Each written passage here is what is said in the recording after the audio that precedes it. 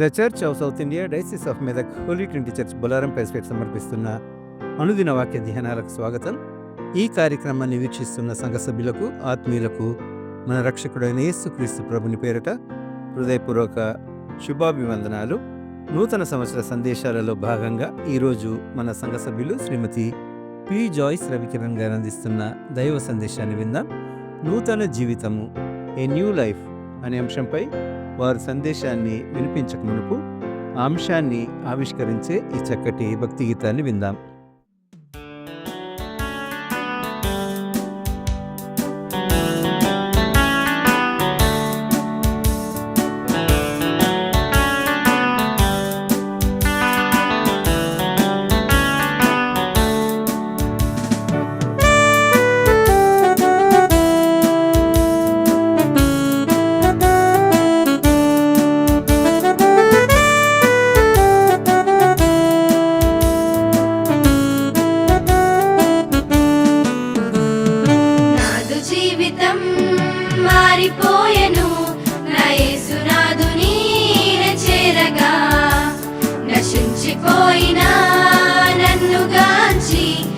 జీవమందున నడిపించెను.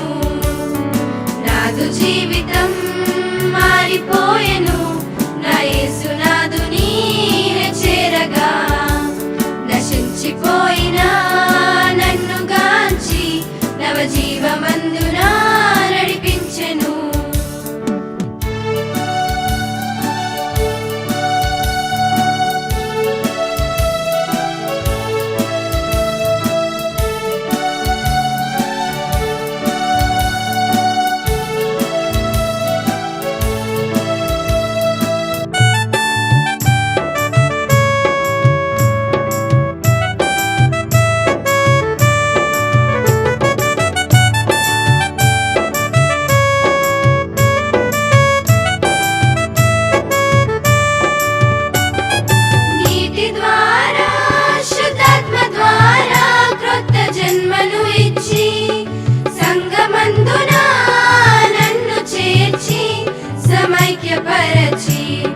నీటి ద్వారా శుద్ధాత్మ ద్వారా క్రొత్త జన్మను ఇచ్చి, సంగమందున నన్ను చేర్చి సమైక్యపరచి, నిత్య సంస్కారమునే నాకు నేర్చి, తన నిత్య సంస్కారమునే నాకు నేర్చి నవ జీవమందున నడిపించెను.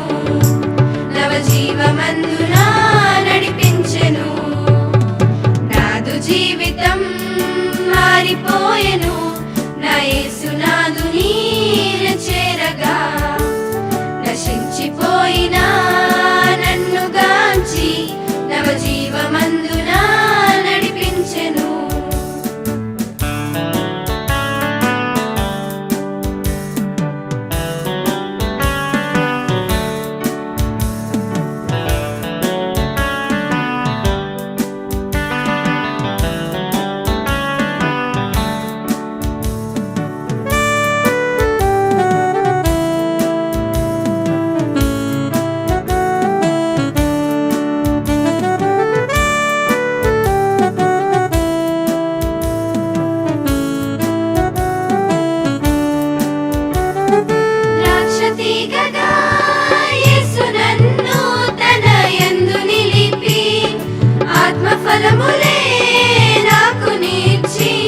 ఆశీర్వదించి ద్రాక్షతీగగా యేసు నన్ను తన యందు నిలిపి, ఆత్మఫలములే నాకు నీచి ఆశీర్వదించి, నిత్య రాజ్యమునే నాకు ప్రసాదించి, తన నిత్య రాజ్యమునే నాకు ప్రసాదించి నవ జీవమందున నడిపించెను.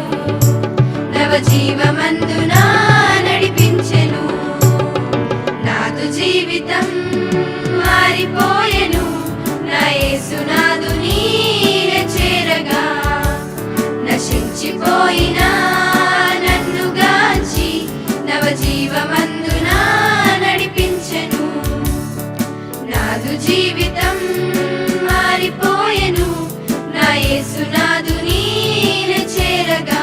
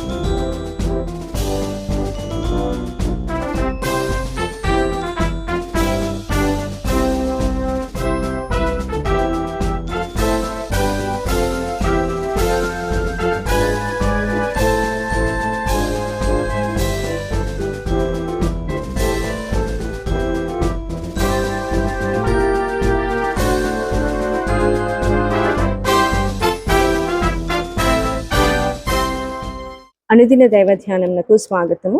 నూతన సంవత్సర శుభాకాంక్షలు యేసుక్రీస్తు పేరున మీ కుటుంబాలకు తెలియజేయుచున్నాను. ప్రార్థించుకుందాము.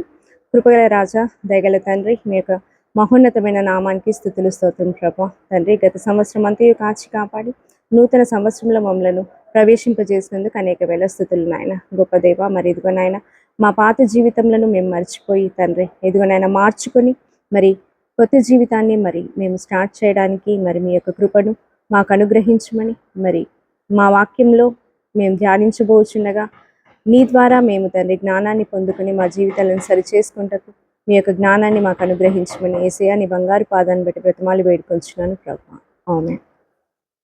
ప్రియులారా, మరి నూతన జీవితము, నూతన సంవత్సరంలో అడిగిడిగిన సందర్భంలో మరి నూతన జీవితం గురించి కొద్దిసేపు ధ్యానించుకుందాము.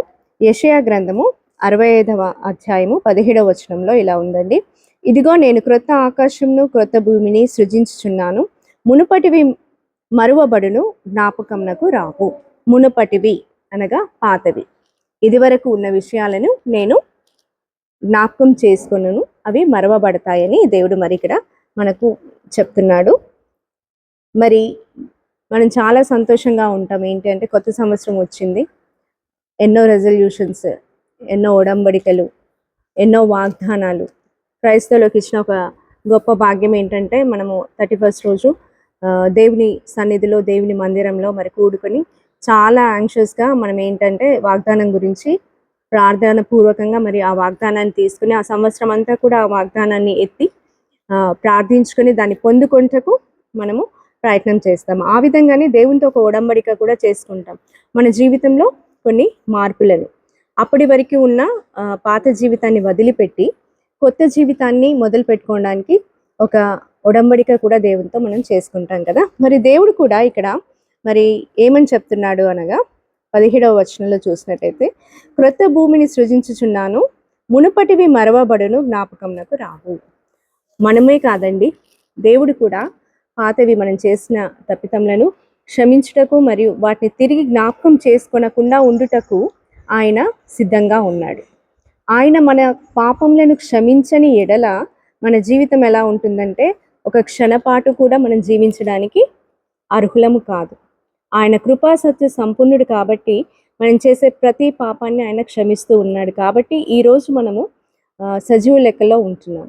మరి ఆ విధంగానే యెషయా గ్రంథము 43వ అధ్యాయము 25వ వచనంలో చూసినట్టయితే, నేనే నా చిత్తానుసారంగా నీ అతిక్రమములను వేయుచున్నాను, నేను నీ పాపములను జ్ఞాపకము చేసుకొనను. నేనే నా చిత్తానుసారంగా నీ అతిక్రమములను తుడిచివేయుచున్నాను. ధర్మశాస్త్రం అనుగ్రహింపబడింది మోషే ద్వారా. న్యాయాధిపతులు ఉన్నారు, ప్రధాన యాజకులు ఉన్నారు, రాజులు వచ్చారు, బోధకులు వచ్చారు. చివరికి మరి యేసుక్రీస్తు తన సొంత కుమారుణ్ణే మరి భూమి మీదకి పంపించి మన కొరకు మరి బలియాగంగా ఆయన అర్పించి ఉన్నాడు. అయినా కూడా ఆయన రక్తం ద్వారా మనం కడగబడినా కూడా ఇంకా మనము ఆ పాపంలోనే ఉండి, ప్రభువా మరి నన్ను క్షమించు, నేను పలానా తప్పు చేశాను, పలానా మర్డర్ చేశాను, నన్ను క్షమించు అంటే మరి అది ఎంతవరకు సమంజసం? చిన్నపిల్లలుగా ఉన్నప్పుడు పాలు తాగి మనము బ్రతుకుతాము, పెద్దవాళ్ళం అయ్యాక ఘన పదార్థాలను తీసుకుంటాం. మరి వాక్యం కూడా అంతే కదండి. చిన్నప్పుడు మనకు తెలియదు, మెచ్యూరిటీ ఉండదు. మరి ఈ వయసుకు వచ్చి పెద్దవాళ్ళం అయ్యి ఒక కొన్ని తరాలుగా క్రైస్తవ కుటుంబాల్లో జన్మిస్తూ దేవుడు అంటే ఏంటి, ఆయన రక్షణకర్త అని తెలుసు, ఆయనని సొంత రక్షకునిగా అంగీకరించాలని తెలిసి కూడా మరి మనం పాపంలో ఉన్నట్టయితే ఆయన మనల్ని క్షమించడానికి సిద్ధంగా లేడు. నూతన జీవితము అంటే ఏంటి అనగా మన యొక్క జీవితాన్ని మార్చుకోవాలి. అది ఏ విధంగా అనగా ఆయన చిత్తానుసారంగా జీవించాలి. మరి ఆయన మనకి క్రొత్త నిబంధనగా మరి మనకి ఆయన అనుగ్రహింపబడి ఉన్నాడు యేసుక్రీస్తు. మరి ఆ నిబంధన ప్రకారము పాత నిబంధనను మరి ఆయన మరుగుపరిచినప్పుడు, పాత నిబంధనలో మరి బలి పశువులను బలులుగా అర్పించినారు. కృతజ్ఞత అర్పణలు, పాప పరిహారార్థ అర్పణలు, ఇవన్నీ కూడా జంతువులను అర్పించారు. ఎందుకనగా ఆ సమయంలో మరి యేసుక్రీస్తుని భూమి మీదకి పంపించడానికి తన తండ్రికి ఇంకా సమయము రాలేదు. ఏ సమయంలో ఏది జరగాలో అది ఆయన చిత్తం.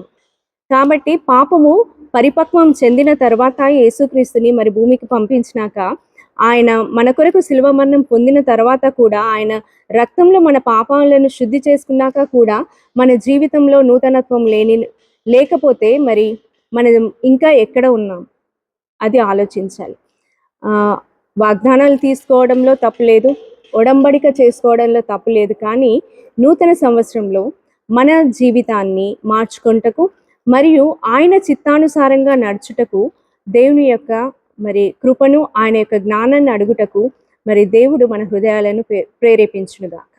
ఈ వాక్యాన్ని దేవుడు దీవించునుగాక.